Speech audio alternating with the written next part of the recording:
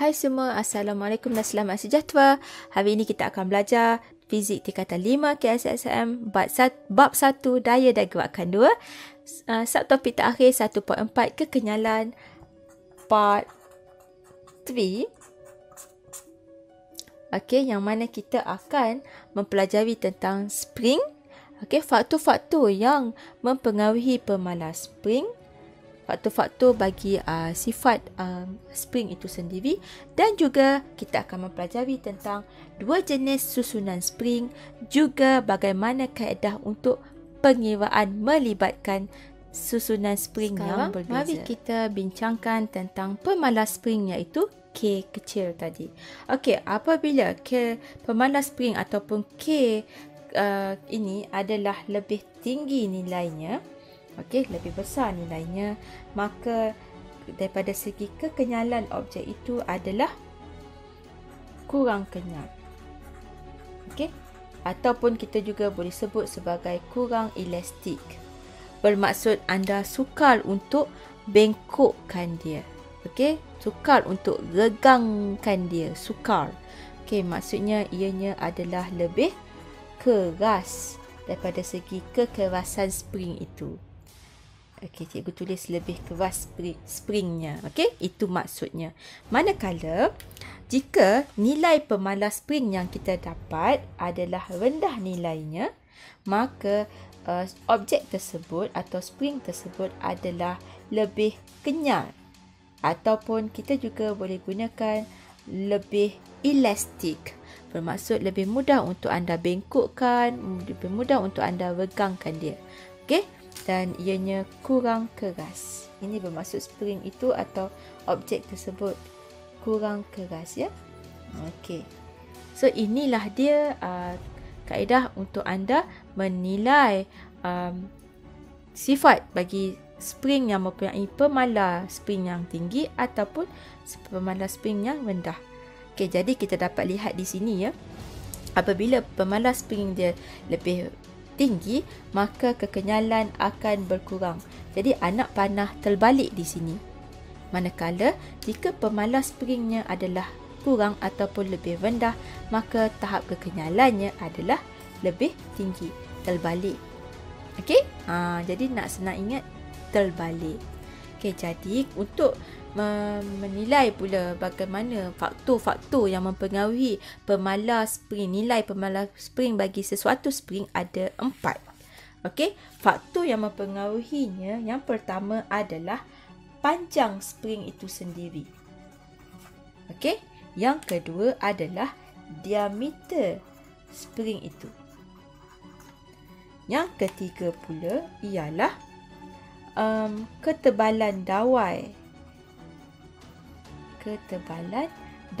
spring itu.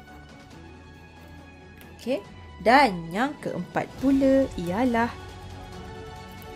jenis bahan spring yang digunakan. Ia juga memainkan peranan dan mempengaruhi nilai pemalas spring itu. Okey, jom kita lihat dengan lebih jelas dan details. Okey, ini adalah 4 faktor yang cikgu sebutkan tadi: panjang, diameter, ketebalan dawai spring dan juga jenis bahan spring. Okey, jadi kita lihat satu persatu, ya. Okey, kita fokuskan kepada panjang spring ini. Okey, jika anda lihat di sini, ya, spring A dan spring B. A adalah lebih pendek berbanding dengan spring B. Okey, dan yang lebih pendek, dan ini B lebih panjang. Jadi nilai pemalas spring yang kita dah pelajari tadi, ya, untuk spring yang lebih pendek,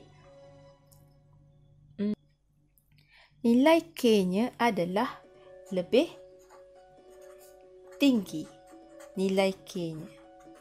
Okey, manakala bagi spring yang lebih panjang, nilai K-nya adalah lebih rendah. Okey, dia terbaliklah di sini. Okey, tadi tahap kekenyalannya juga adalah terbalik macam cikgu cakap tadi. Jadi kalaulah K-nya adalah lebih tinggi, maka kekenyalannya adalah kurang kenyal. Okey. Jika K-nya adalah lebih rendah, maka kekenyalannya adalah lebih kenyal. Okey, so anda boleh tulis dengan lengkaplah di sini ya. Okey, jadi kalau cikgu nak gunakan pen yang berwarna hijau ni, okey. Jadi jika dia nya pendek, iaitu panjangnya lebih rendah, K-nya adalah lebih tinggi, manakala kekenyalannya adalah lebih rendah. Manakala yang lebih panjang, K-nya adalah lebih rendah, tetapi tahap kekenyalannya adalah lebih tinggi. Jadi kalaulah sesuatu spring itu pendek, maka ianya sukar untuk ditarik. Okey, atau diregang ataupun dimampatkan. Berbanding dengan yang panjang, ianya lebih mudah untuk kita regangkan. Okey, kerana ianya lebih kenyal. Okey. Next adalah yang kedua, faktor kedua adalah diameter spring. Okey, diameter ini bermaksud kalau anda lihat ya, ini adalah spring C dan ini adalah spring D. Okey, C ini mempunyai kelebaran spring yang besar. Okey, cikgu boleh katalah spring ini gemuk. Okey, sementara yang D ini kelebarannya adalah kecil. Spring ini kurus. Okey, kurus dan gemuk. Tadi pendek dan rendah. Pendek dan tinggi, ini gemuk dan kurus. Okey, jadi ini adalah C dan D. Okey, mudah kan nak lihat ya? Okey, ini maksudnya diameter kecil. Oh maaf, diameter kecil adalah D. Terbalik pula. Dan diameter besar adalah C. Di sini C. Okey. Dan kita lihat pula kesan ke atas nilai pemalar. Okey. Untuk diameter yang lebih kecil, iaitu D ini, okey, kesan nilai pemalarnya ialah lebih tinggi. Okey. Lebih tinggi.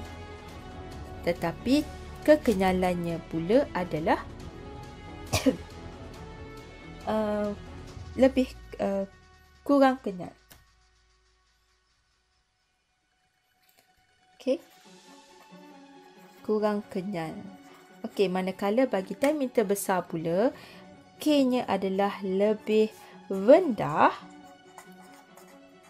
Jadi tahap kekenyalannya pula adalah lebih kenyal. Okey, sebab kalau kita lihat di sini ya, diameter yang lebih kecil, K-nya adalah lebih tinggi. Tapi yang ini akan terbalik, so lebih rendah. Jadi kita dapat lihat ya, makin kecil makin kurang kenyal. Okey, tapi kekerasannya lebih tinggi berbanding dengan yang besar ni, yang lebar ini. Okey, tahap kelebaran tinggi tetapi nilai K-nya adalah rendah. Okey, maksudnya dia kurang keras. Okey, jadi apabila kurang keras, ianya lebih kenyal, lebih mudah untuk diregangkan. Okey, mudah je nak ingat. Okey, seterusnya adalah faktor yang ketiga, iaitu spring E dan spring F. Okey, yang tebal ini adalah E, sementara yang halus ini ialah F. Maksud ketebalan dawai ini adalah, yang ini anda boleh nampak jelas ya, dawai itu besar ya, tebal. Kalau ini dawainya halus saja. Okey, jadi bagi nilai K ya, bagi diameter yang lebih tebal, jadi nilai K-nya ialah lebih tinggi. Okey, lebih tinggi. Maksudnya dianya keras. Yang lebih tebal ini keras. Okey, maka bila lebih keras, ianya adalah kurang kenyal.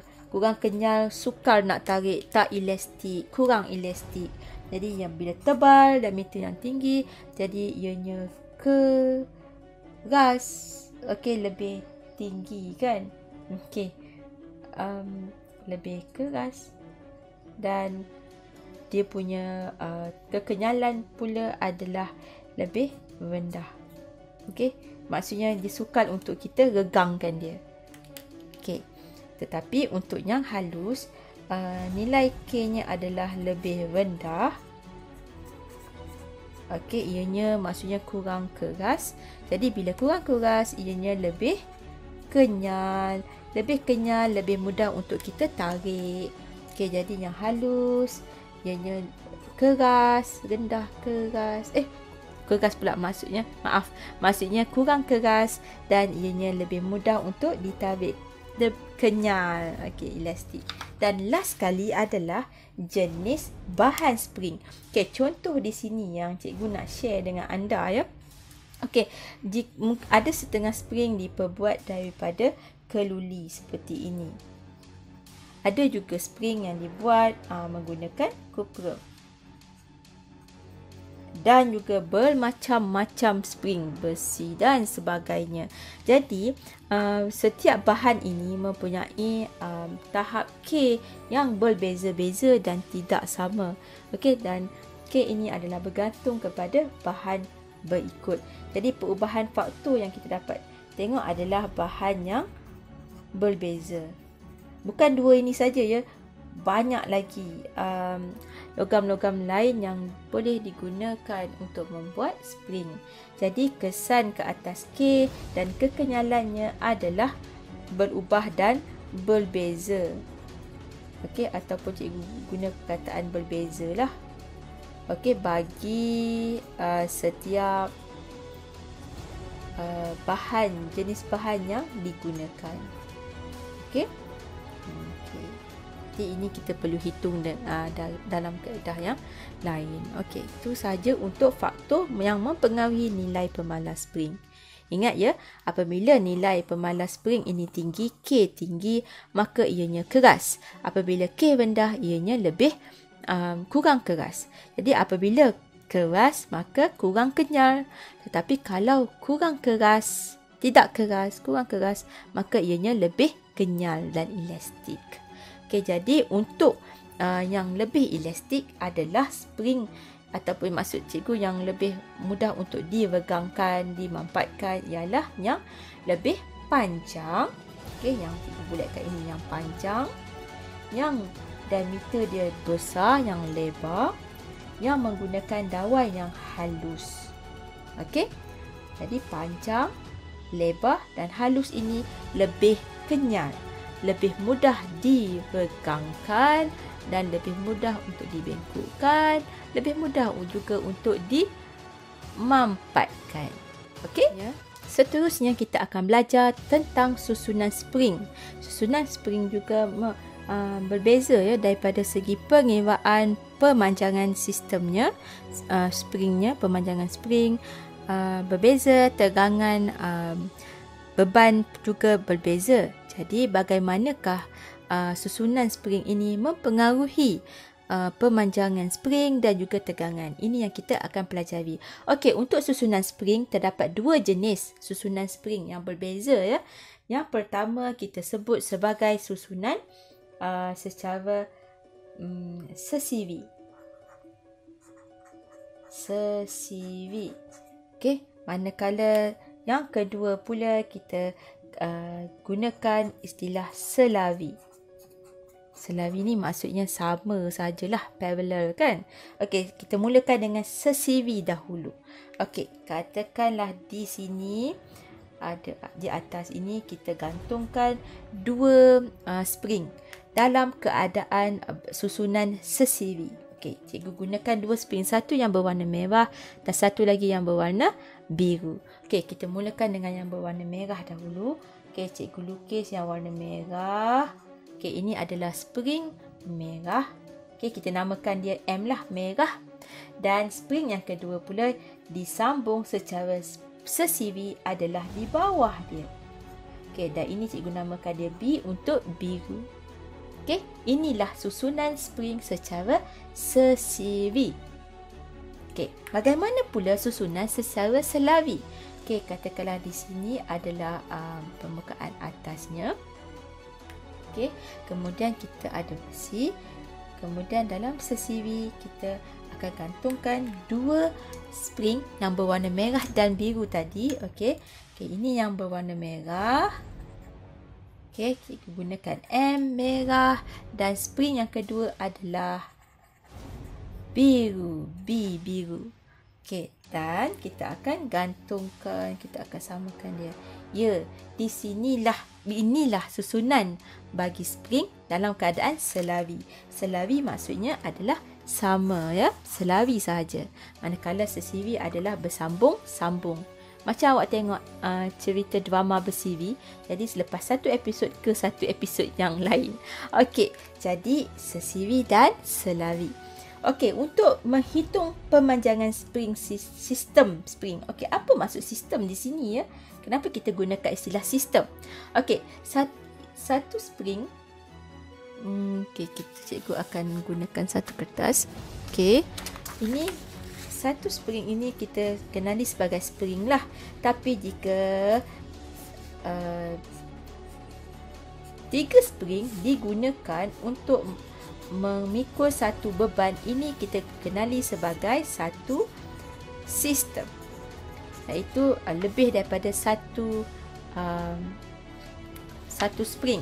Ataupun sistem juga mungkin boleh jadi seperti ini. Gabungan antara sesivi dan juga selawi. Okey, ni ada 3. Kemudian kita tambah lagi. Okey, dan sama-sama memikul beban. Jadi ini dikenali sebagai satu sistem. Iaitu ada 1, 2, 3, 4, 5, 6. 6 spring bekerjasama, bergabung untuk memikul beban ini. Okey, yang membentuk satu sistem. Itu maksudnya sistem ya. Okey, jadi bagi pemanjangan sistem spring ini, pemanjangan dia berapa pertambahan apabila kita letakkan beban. Okey, sekarang cikgu letakkan yang warna hijau ni sebagai beban. Okey, ini beban. Okey, kita boleh lihat di sini ada 2 kaedah membawa beban ini. Okey, satu secara sesivi. Jadi untuk sesivi ini ya, kita lihat M dan MB ini saling membebani antara satu sama lain. M terpaksa pikul B dan daya. Okey. Berbeza dengan selawi. Selawi ini, beban ini dipikul dan dikongsi bersama-sama oleh M dan B. Okey, ini yang kita kata berat sama dipikul, ringan sama dijinjing. Betul? Satu di-share, dipikul bersama-sama. Tetapi ini M terpaksa memikul B dan beban. Okey, so kita nampak perbezaan di situ. Jadi untuk menghitung panjang, okey, jadi kita gunakan kalau kita nak menghitung ketegangan ya. Okey, cikgu gunakan pen yang berwarna pink. Ketegangan biasanya kita gunakan unit daya, okey, Newton. Jadi ketegangan F ini adalah dikira 1 dan F ini dikira 2. Okey, jadi untuk cari ketegangan kita perlu menghitung F tambah dengan F2. Itulah nilai tegangan spring, setiap spring itu. Okey. Tetapi untuk pemanjangan juga adalah sama. Untuk pemanjangan pula, setiap spring ini ada pemanjangan dia, iaitu X1 untuk warna merah. Maaf, cikgu tak guna pula pen warna merah ya. Okey, dan untuk yang warna biru ini adalah X2. Jadi untuk menghitung pemanjangan sistem spring ini, anda perlulah menambahkan X1 yang berwarna merah tadi, kita perlu tambahkan dengan X2. Nilai di sini. Jadi kita akan dapat nilai 2X. Okey? Dan ini adalah kaedah untuk menghitung pemanjangan bagi sesivi. Berbeza dengan selawi yang cikgu cakap tadi, berat sama dipikul, ringan sama dijinjing tadi. Jadi beban ini dikongsi bersama-sama. Jadi apabila beban dikongsi bersama-sama, jadi tegangan talinya juga adalah dikongsi. Jadi F itu dibahagi dengan 2. Dikongsi. Sama juga dengan pemanjangan. Pemanjangan juga disebabkan daya itu dibahagi 2. Pemanjangan juga adalah setengah. Okey. Ini adalah tegangan. Okey. Dan ini adalah pemanjangan spring. Okey, jadi kita dapat lihat di sini yang berwarna merah ini adalah X1, ada pemanjangan dia. Okey. Yang mana kita perlu tambahkan dengan X2 iaitu B, dan kita perlu bahagi dengan 2 sebab mereka kongsi bersama-sama. Jadi akhirnya kita akan dapat X per 2. bermaksud setengah daripada X. Setengah. Okey, 1/2. Okey, ini adalah kaedah untuk pengiraannya. Selawi dibahagi 2, sesiwi ditambah kedua-duanya. Okey, mari kita lihat contoh soalan supaya anda lebih mudah faham. Okey, sekarang mari kita mempelajari bagaimana untuk kita menghitung tegangan, pemanjangan setiap spring, pemanjangan sistem spring dan juga panjang susunan spring, okey, yang melibatkan susunan yang berbeza iaitu susunan selawi dan sesiwi. Okey, mari kita lihat contoh di sini ya. Okey, panjang asal untuk semua spring di dalam gambar rajah ini ialah 50 mm. Gambar rajah ini terdiri daripada 1, 2, 3, 4, 5, 6, 7, 8 spring. Okey. Dan mengikut 3 susunan. Susunan A adalah 2 spring yang disusun secara sesiwi. Manakala untuk susunan B, 2 spring disusun secara selawi. Manakala untuk susunan C, 2 sistem disusun secara sesiwi, yang mana salah satu sistemnya disusun secara selawi. Okey. Jadi spring P, Q, R, S, T, U, V dan W ini masing-masing mempunyai panjang asal 50 mm dan diberikan bahawa dengan setiap daya sebanyak 12 Newton di sini ya, F, spring akan memanjang sebanyak 6 mm bagi setiap 12 Newton. Bagi setiap spring, satu spring. Okey, jadi sekarang ini mari kita hitung tegangan dalam setiap spring yang terlibat. Okey, satu persatu mengikut susunan. Okey, kita mulakan dengan susunan A. Untuk susunan A ini, anda dapat lihat ada 2 spring yang disusun secara selawi. Jadi, dengan tegangan yang dihasilkan daripada bebanan 12 Newton ini adalah sebanyak 12 Newton bagi setiap spring. Jadi, apabila disusun secara sesiwi, jadi P akan menghasilkan 12 Newton tegangan, manakala Q juga akan menghasilkan 12 Newton tegangan. Mereka tidak berkongsi. Okey, jadi kedua-dua spring ini mempunyai tegangan sebanyak 12 Newton. Okey. Berbeza dengan susunan B apabila dengan satu beban ini dikongsi dengan 2 spring yang berbeza. Okey, jadi 12 beban 12 Newton ini akan dibahagi dengan 2 kerana terpecah 2. Okey, jadi kita bahagi dengan 2, jadi kita dapat 6 Newton. R akan mengalami tegangan sebanyak 6 Newton, begitu juga dengan S sebanyak 6 Newton. Inilah yang kita kata berat sama dipikul, ringan sama dijinjing, berkongsi. Okey, bagaimana pula dengan susunan C ini? Okey, apabila setiap spring dengan beban 12 Newton akan bertambah panjang sebanyak 6 mm, jadi sebanyak 12 Newton. Okey, kita berbincang tentang tegangan. Okey, 12 Newton, maka 12 Newton ini dibahagi kepada 3. Okey, 1, 2, 3. Jadi, cikgu akan bahagikan dengan 3. 12 Newton bahagi 3, kita akan perolehi 4 Newton. Jadi, setiap spring ini, T, U dan V ini akan mengalami tegangan sebanyak 4 Newton sahaja. Berbanding dengan satu spring yang di bawah mereka yang disusun secara sesiwi, ianya mengalami tegangan sebanyak 12 Newton. Berbeza dengan di tingkat atas ni yang share 3.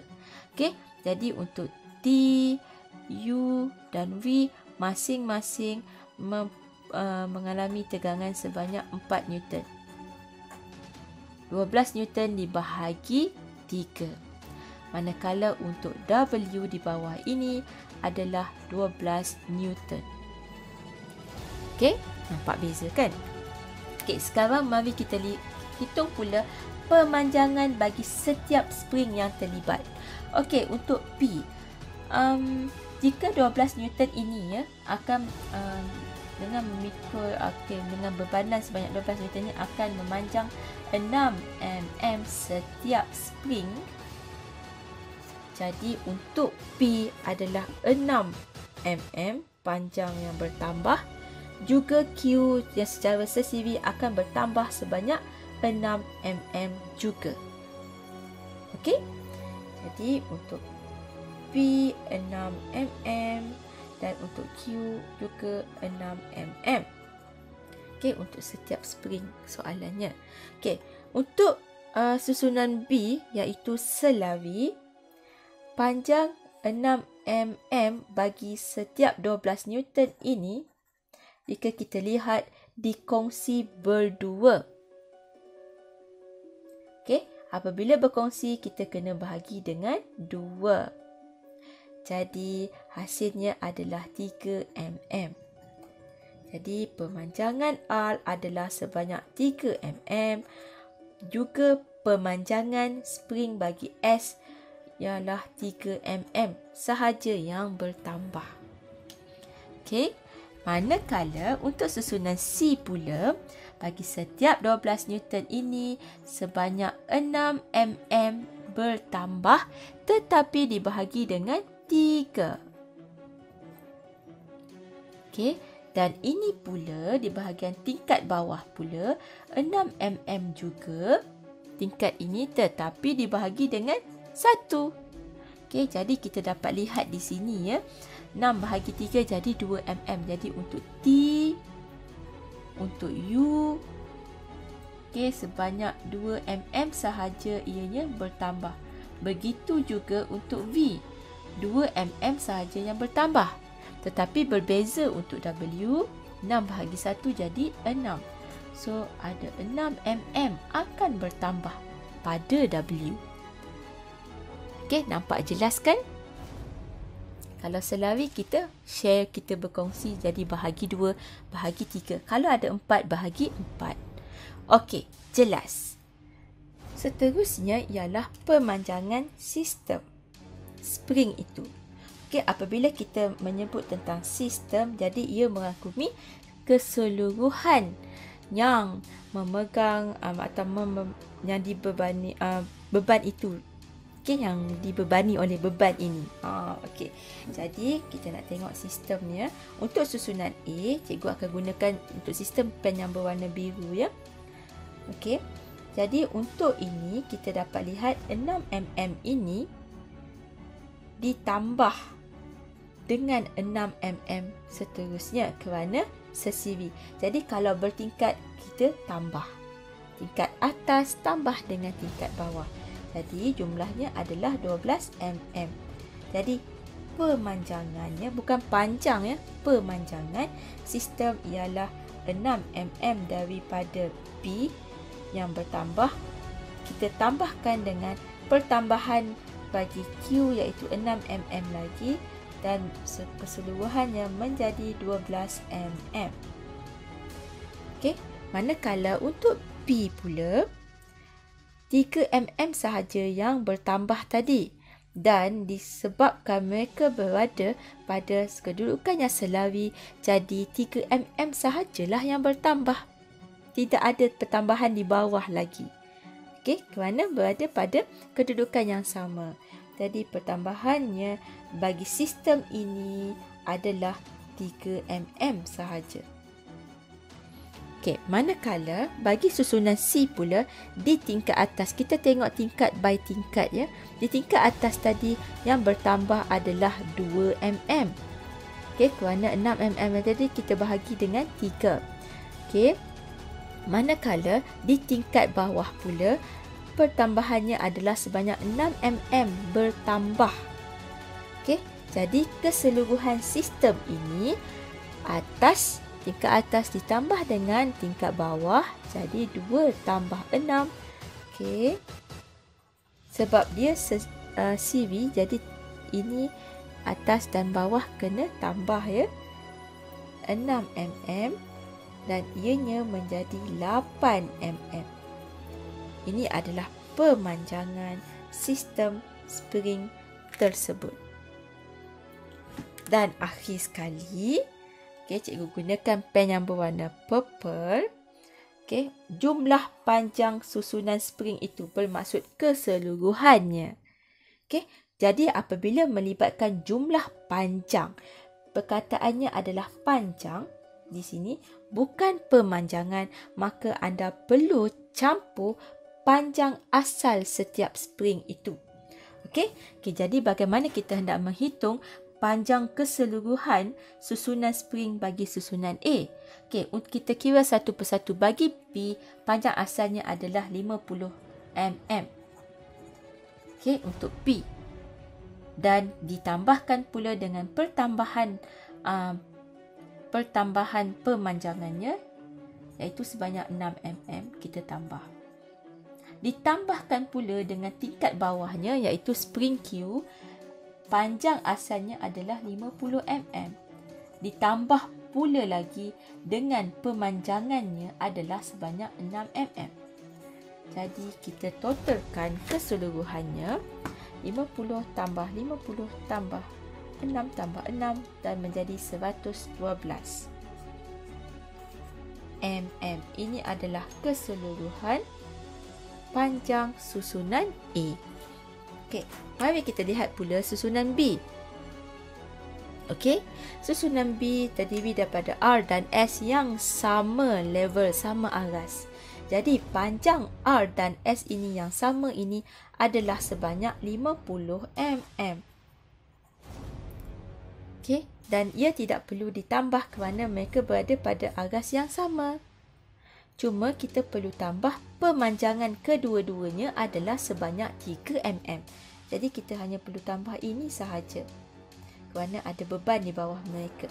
Jadi kita dapat di sini adalah 53 mm. Ini adalah jumlah panjang susunan B. Dan akhir sekali adalah susunan C. Kita lihat satu persatu ya. Untuk tingkat atas ini, T, U dan V, ketiga-tiga ini mempunyai panjang 50, 50, 50. Tetapi kita tidak perlu tambah kerana ketiga-tiganya berada pada aras yang sama. Jadi panjangnya 50 sahaja di tingkat atas. 50 ini kita perlu tambah dengan pemanjangan ketiga-tiganya, iaitu sebanyak 2 mm sahaja. Jadi kita perlu tambah 50 tambah 2. Dan di tingkat bawah pula, kalau kita lihat panjang W ini adalah 50 mm. Ditambah dengan pemanjangannya sebanyak 6 mm. Jadi keseluruhan yang kita dapat lihat di sini ya. Cikgu asingkan supaya tidak confuse. 50 untuk TUV kita tambahkan dengan 2, iaitu pemanjangan ketiga-tiganya. Kita tambahkan pula dengan panjang W, iaitu 50, dan ditambah dengan pemanjangan W ini, iaitu sebanyak 6. So totalnya adalah 108 mm. Jadi inilah keseluruhannya. Mudah saja sebenarnya, hanya perlu tambah apabila melibatkan se-CV dan perlu bahagi apabila melibatkan selawi. Kalau 2 bahagi 2, kalau 3 bahagi 3, kalau 4 bahagi 4. Itu sahaja. Okey, itu sahaja perkongsian untuk video kali ini. Cikgu doakan semoga semuanya bermanfaat untuk anda. Sebarang soalan atau komen membina, anda boleh type di ruangan komen di bawah ya. Okey, bye. Jangan lupa like dan subscribe video ini. Terima kasih.